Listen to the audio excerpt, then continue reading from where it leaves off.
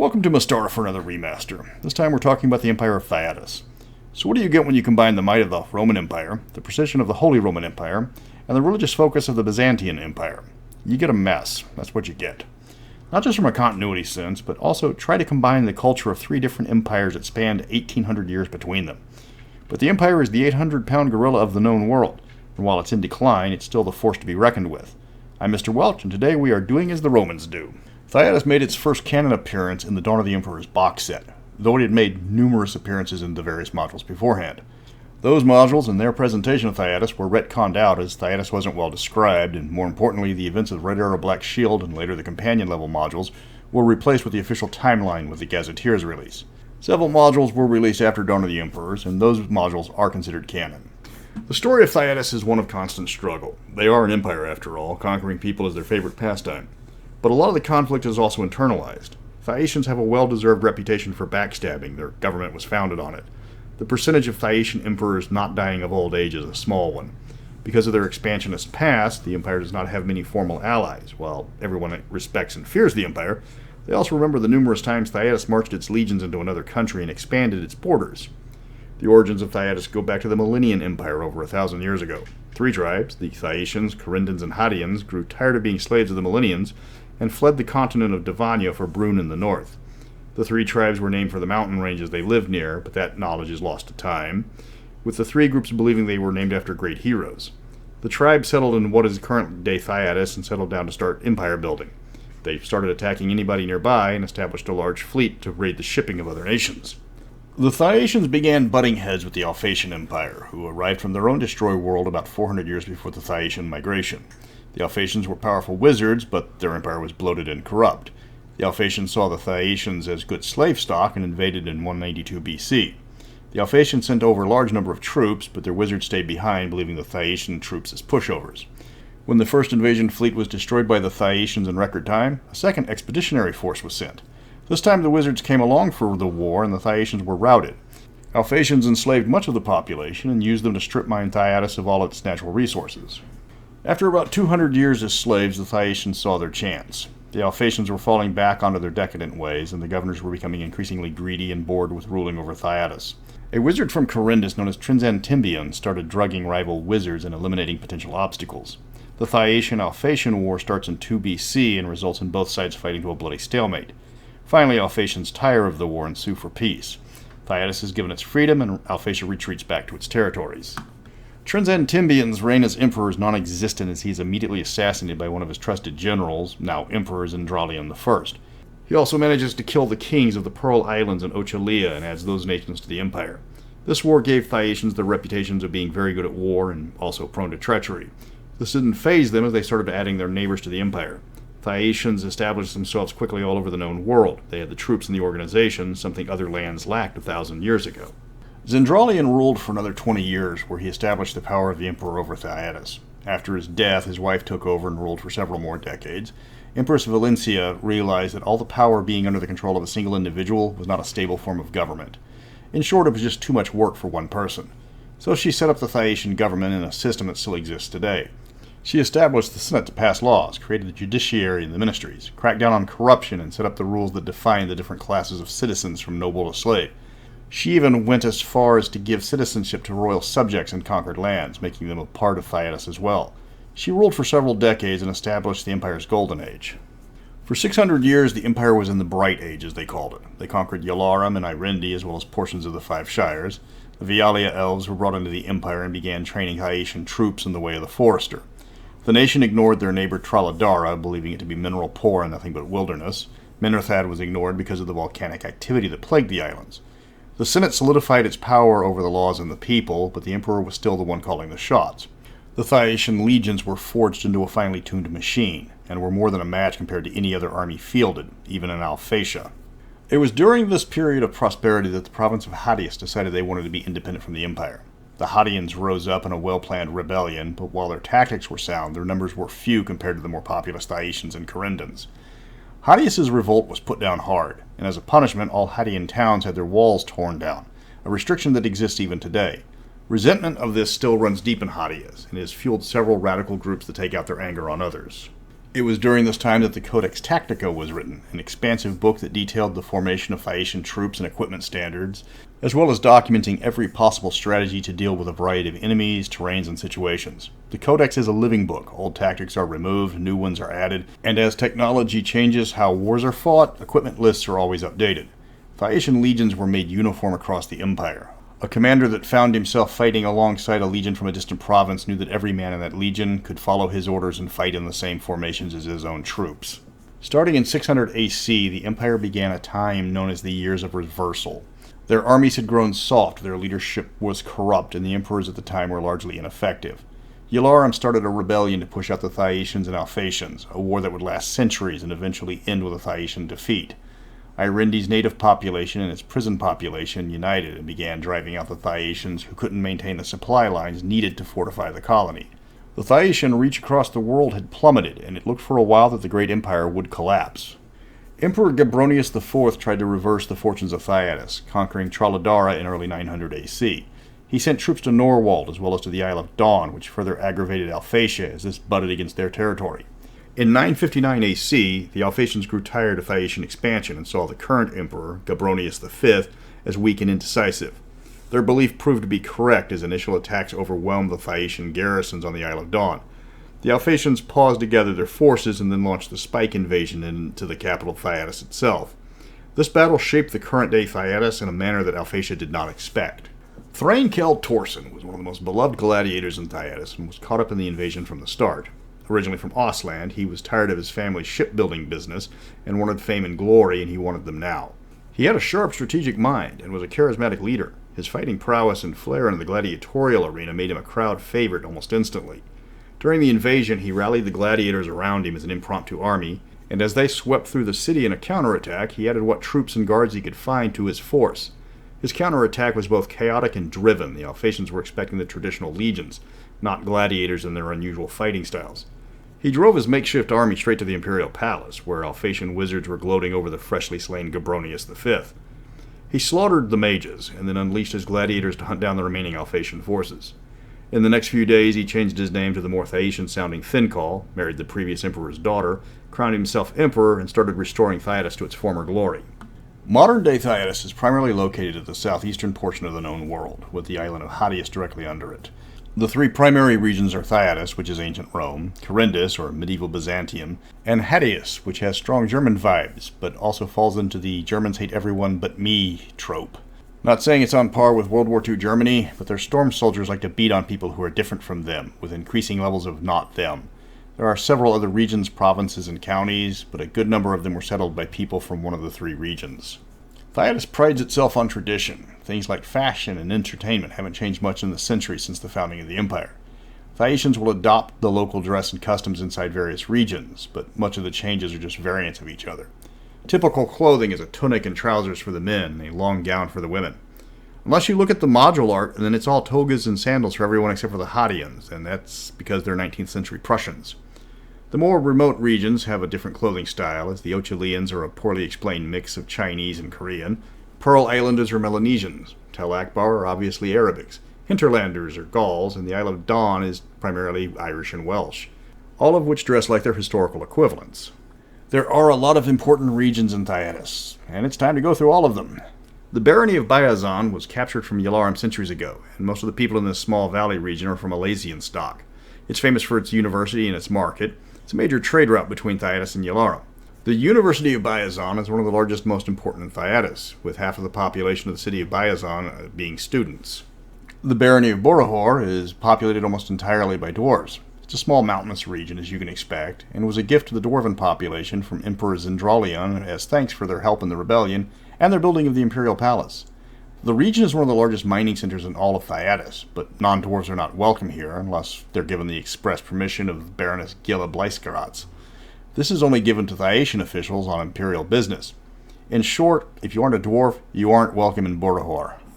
The county of Actius was a small fishing village until a new count took over 20 years ago. He used his personal wealth to build a modern seaport, far larger than the small farming community needed. His gamble paid off as Actius is located directly under Thyatis, so all the ships coming to that port now pass directly by Actius. It was a major provisioning stop for ships both coming and going to Thyatis. Now the chief interest in Actius is marine-related, and the island is becoming one of the largest shipbuilding centers in the empire. It's also known for its numerous gambling halls that appeared with the port construction business. While these aren't advertised openly, they are famous throughout the empire. Thytis is a county dominated by a single industry, that of gold mining. While the province is rich in other minerals as well, it produces a huge percentage of all the coinage used by the empire. As you can expect, it has a large military presence, and even sells brigand hunting licenses to stop banditry. Bandits include anyone living in unauthorized camps or settlements. Miners not paying taxes are considered bandits in this region, and the county pays a healthy bounty on them. Thytis law is quite draconian. Theft of gold over the amount of 10 gold pieces is punishable by death. The county of Thyatis is geographically the largest dominion in all of Thyatis, but only a small part of the island is habitable, as most of its barren hills only used for herding sheep and goats. It's one of the most populous counties, being one of the 3 original settlement sites. The domain is known for its more modern look compared to other parts of Thyatis, and its domination by the Storm Soldiers. This is a group of warriors and knights that try to keep Thyatis racially pure, so no demi-humans, no people that don't look like Thyatis, and absolutely no foreigners allowed. They will enforce this unofficial policy with extreme violence, as no one in Thyatis openly opposes them. They don't have support outside of Thyatis, and they are secretly opposed by a variety of other Thyatis, as they are brutes, or worse, bad for business. You can spot them by their black uniforms with the lightning-shaped SS for Storm Soldiers. Okay, Germanic-themed racial purists who rule through terror with an SS logo? Not exactly subtle there, guys. The port of Lucinius is the largest port in eastern Thyatis, guarding a vital strait called Vanya's Girdle. They were the last line of defense in stopping the Alphaasian spike invasion, a task they failed miserably at, and it's still a fresh shame in their minds. Bringing this up is a bad idea in the local taverns, and pressing the issue will start a fight. It still houses a good portion of the eastern Thyacian fleet, and the new leadership installed there will not hesitate to demonstrate their military power. Vialia is one of the most important counties in Thyatis, and the one with the largest native elven population. It doesn't have the most elves in Thyatis. The counties of Thyatis and Corindus have several times the amount of elves just from their large populations. But Vialia is home to the tribe of elves that gave it the name. The elven territory also extends into what is now the nation of Keramikos, but both nations leave them alone. Thyatis paid the elves a king's ransom to train their soldiers to learn the secret of the elven magic and stealth. The county is heavily forested, as you can imagine, and well maintained not just by the elves, but also by the larger human and halfling populations that live there. Cantrium is one of the smallest duchies by size, though also one of the oldest, dating back to the creation of the empire. One of the first generals to support Emperor Zendrolian after he seized the throne was rewarded with this domain right under the border of then Yalarum.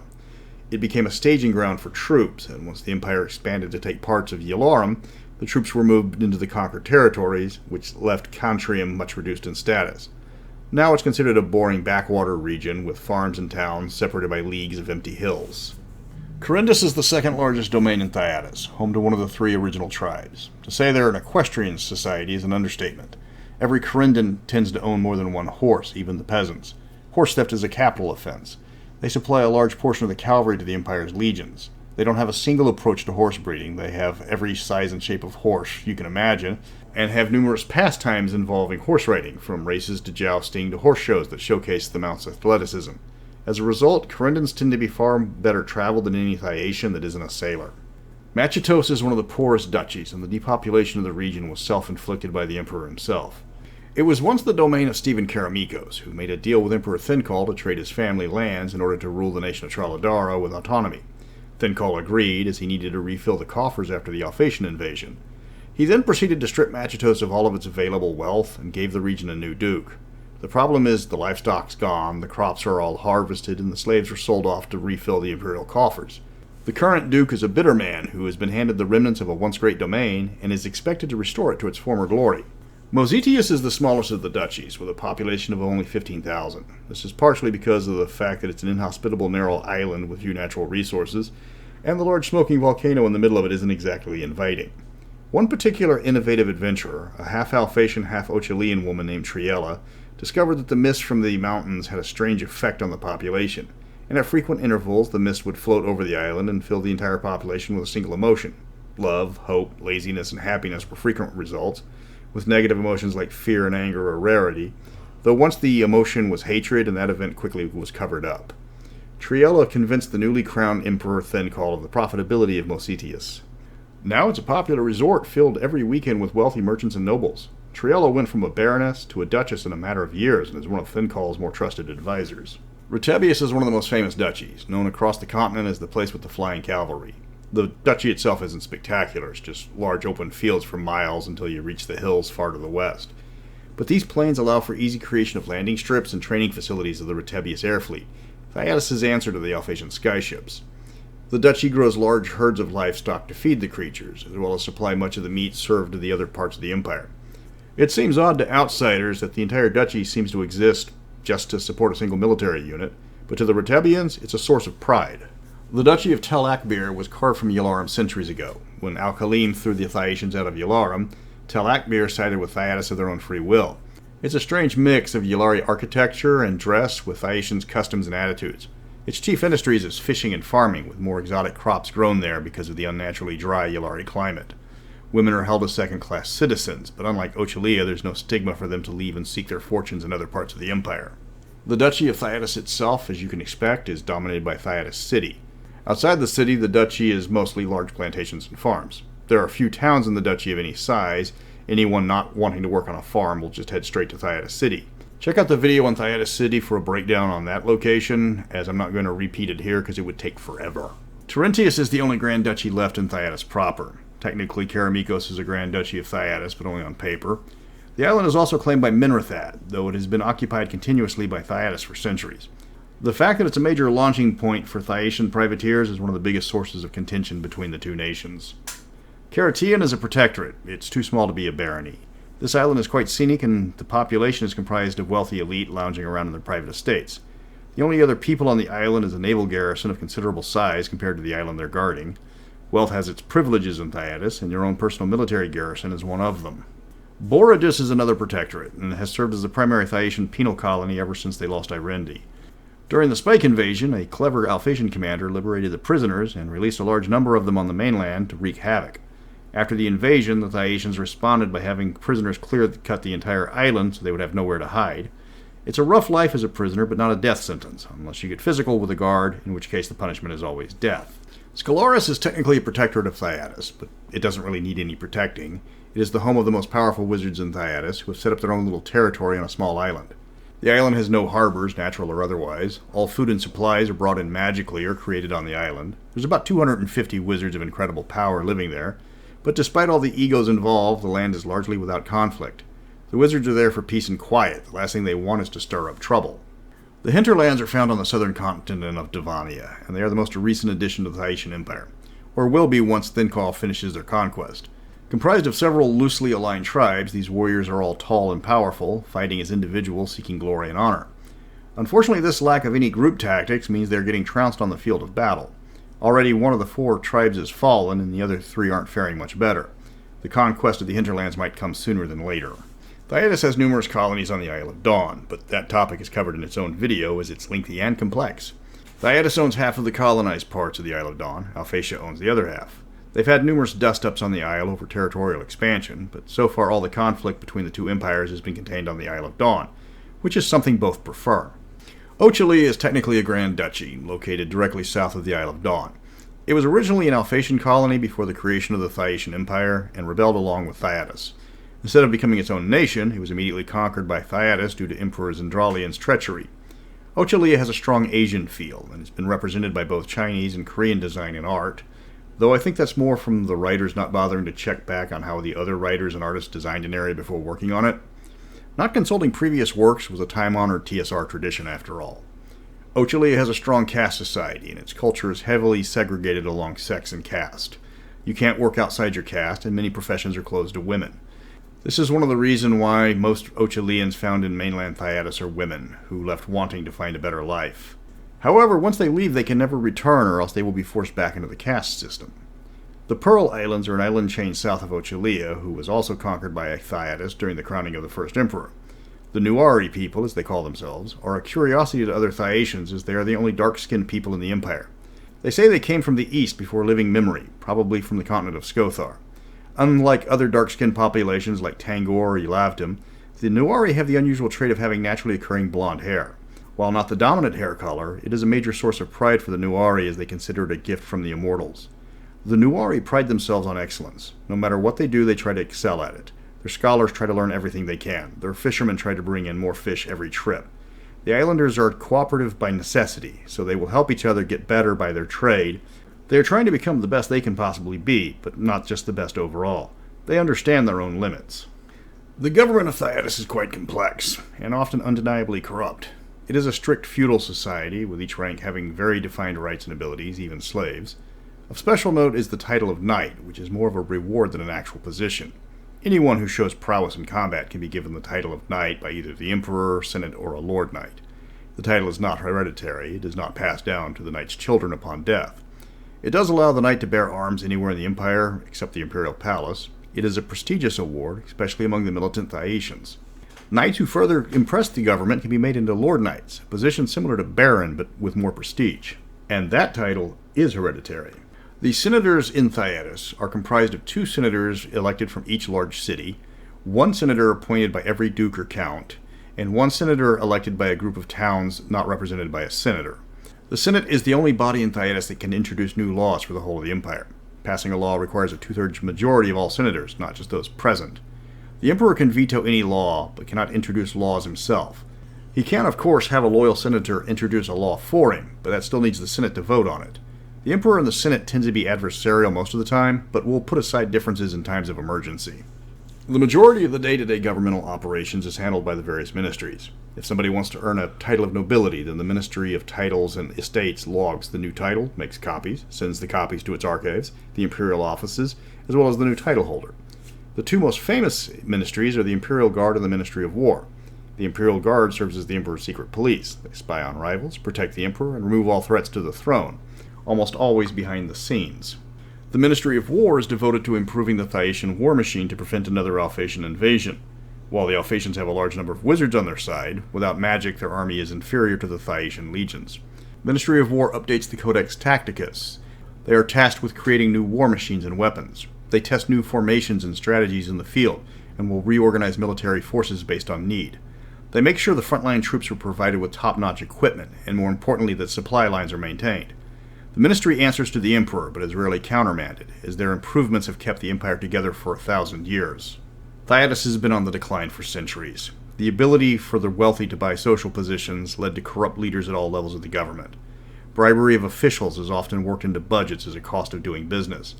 When Thyatis became emperor, the first thing he did was purge all military officers whose commission was obtained through bribery, but eventually the practice returned. It was mitigated by sending officers whose commissions were purchased to distant parts of the empire to perform menial tasks like maintenance on the roads. The military does make it a habit of assigning veteran subordinates to these officers in the hopes that they will actually learn something from them. Outside the military, titles of nobility are a problem. Give a member of the Ministry of Foreign Affairs enough gold and he will make sure you get appointed an ambassador to somewhere. Numerous lords obtain their coat of arms with a gift of gold. The downside for these new lords is it becomes immediately obvious to those in the know who obtain their position through bribery. A general with little knowledge of tactics will fool none of his staff officers. Ambassadors will make a fool of themselves at state dinners if they are not trained in the art of statescraft. Fake lords will never rise in power, and fake generals will often find themselves casualties in battle, often self-inflicted. In rare situations, the pretender will actually prove to be competent, in which case those around him will go along with the charade. Seizing an opportunity is a treasured Thyacian tradition.